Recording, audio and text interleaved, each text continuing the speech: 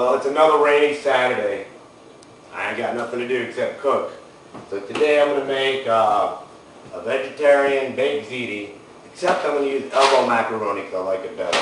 I got me a yellow squash, piece of zucchini, garlic, tomato sauce, whole tomatoes, ricotta cheese, and Polly-O whole milk mozzarella. It's the best. Don't buy anything other than the whole milk. Alright, can you see me?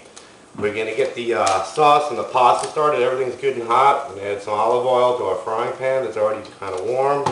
I believe that our water is boiling and it's ready for the pasta. Alright.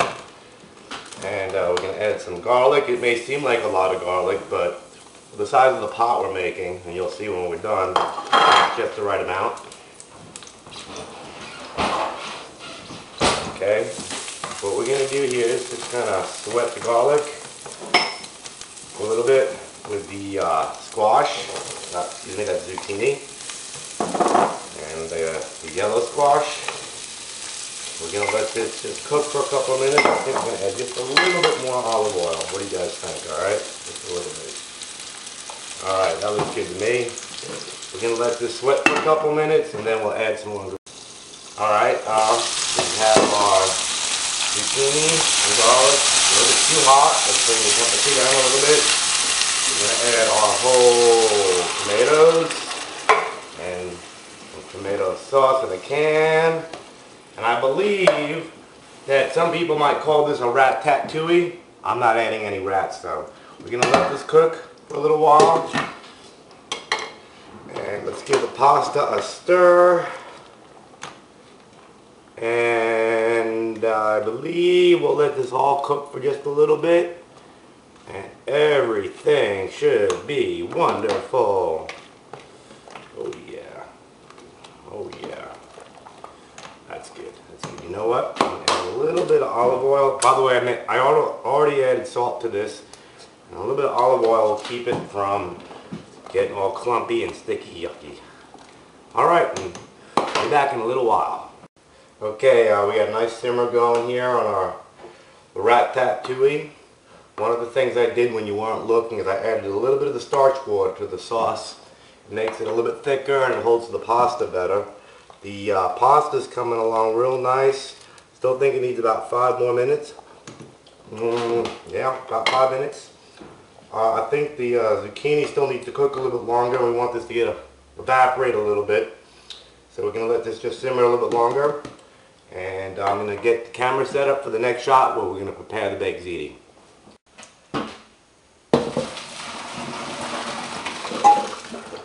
Okay, there we go.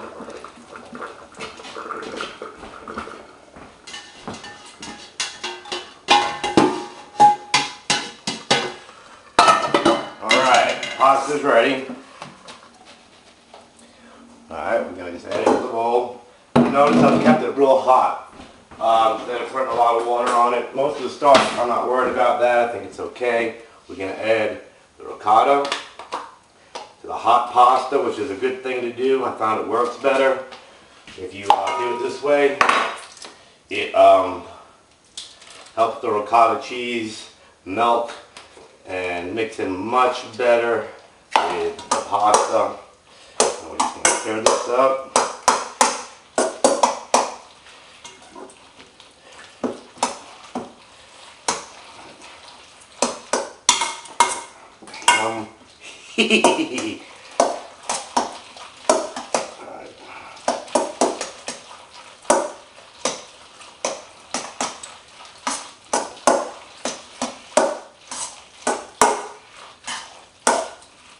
Alright, look at that. Ain't that pretty? Alright, just give me a second here and I'll get set up. Alright, what we're going to do is we're going to put some of this inside the, I'm sorry guys, I'm left-handed. I can't get it this way. Put about half of it in. Alright, spread it out. Alright, wow. I'm going to come over here. See if we can't do this without burning ourselves. Alright. What we're going to do is we're going to add some of this. Alright.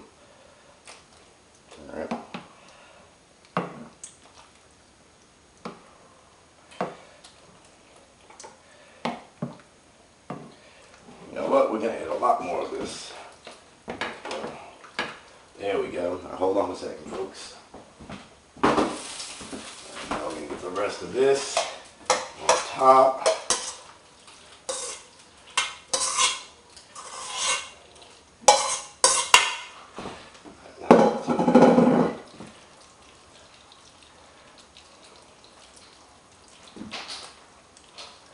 Hear that? The cats are playing with something they shouldn't be.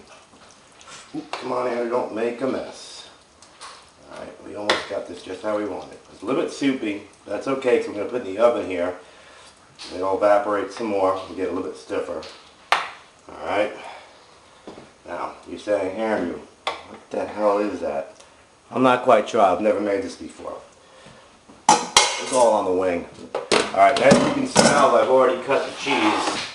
Alright, what we're going to do is just cover this up. Then we're going to bake it in a 350, maybe 375 oven until it starts to bubble, the cheese melts, and just gets a slight golden brown color to it. And you're saying, Andrew, on all of the cooking shows, they'll tell us exactly how long that is. I ain't got a clue. So I just kind of wing it. You know what? This stuff tastes so good. This piece is for me. Alright, give me a minute. Alright, you guys ready for this? I think it came out pretty good. I'm turning the oven off. Alright. One of the things I didn't show you, one of the tricks of these big casserole pots is a cookie plate, cookie thingy on the bottom. Alright, as you can see, that's still boiling. Cheese is just starting to turn a little bit brown.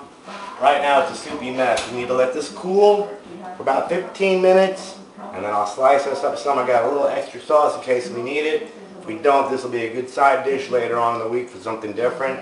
And I think it came out good. Let me cut it and we'll find out.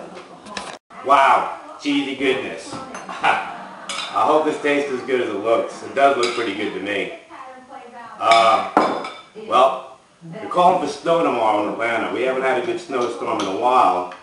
So hopefully we'll get a couple of inches. It'll last for 6 or 7 hours and then melt by Monday. This looks pretty hot, so let's see what we got here. And you're looking at their partner, and they're like a piece of garbage. And this is cheesy goodness.